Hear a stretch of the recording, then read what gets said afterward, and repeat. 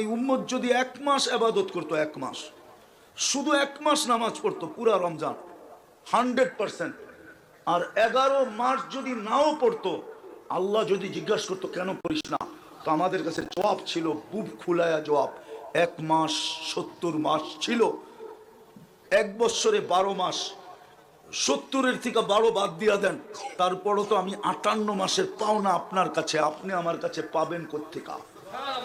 এই যুক্তি আল্লাহকে দিতে পারতাম।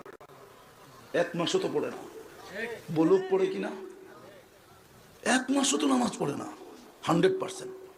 রমজানও তো 50% নামাজ পড়ে না, উর্ধে 30%, 30% মুসলমান নামাজ পড়ে। গড় নামায়া দিছে, গড়। আল্লাহর ঘর খালি, আর আপনি থাকবেন অট্টালিকায়, ইম্পসিবল। এটাই আল্লাহ লেখা দিছে এক জায়গায়, তোরে বানাইতে দিমু, থাকতে দিমু না।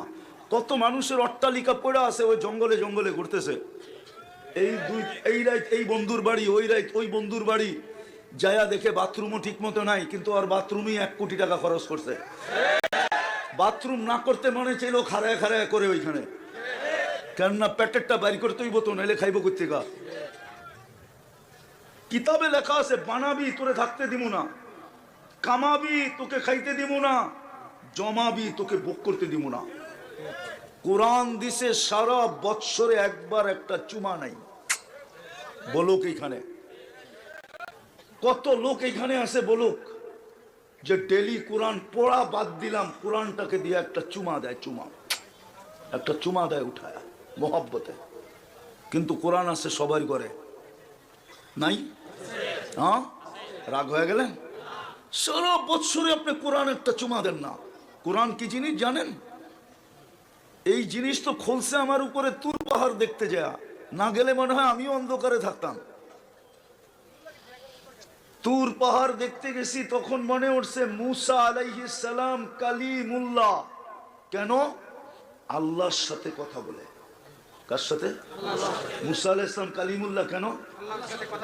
আর আল্লাহ আমাদের সাথে কথা বলে, বলবেন, বলেন, বিদায় দিছিলেন কালামুল্লাহ। আপনি মনে হয় সম্পর্কটা বোঝেন নাই।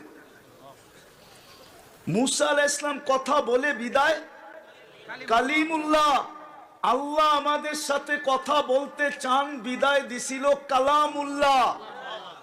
ওইটা আপনি ঘরে রাইখা সারা বছরে একবার চুমা দেন না। বলুক এখানে কয়জনে দেয় ডেলি চুমা? কয় যুবক বছরে একবার কোরআন নিয়ে চুমা দেয়? বলুক। জুতা না তো কি? এই জন্যই তো 30-30 লাখ টাকা লাগে, এই জন্যই তো সমুদ্রে কবর বানাইতে হয়, এই জন্যই তো মেক্সিকোর জঙ্গলে হারায় যেতে হয়। আমি চিনি, আমাকে চিনাইতে হবে না, আমি চিনি। আমার এখানে কান্না সেভ করা আছে।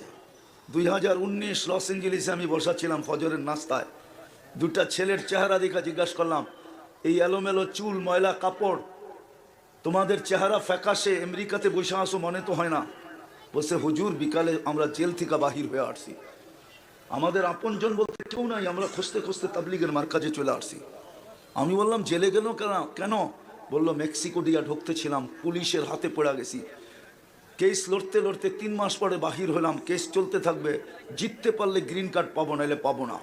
তো বললাম মেক্সিকোতে কত টাকা দিয়ে আসলে? বলে 30 লাখ।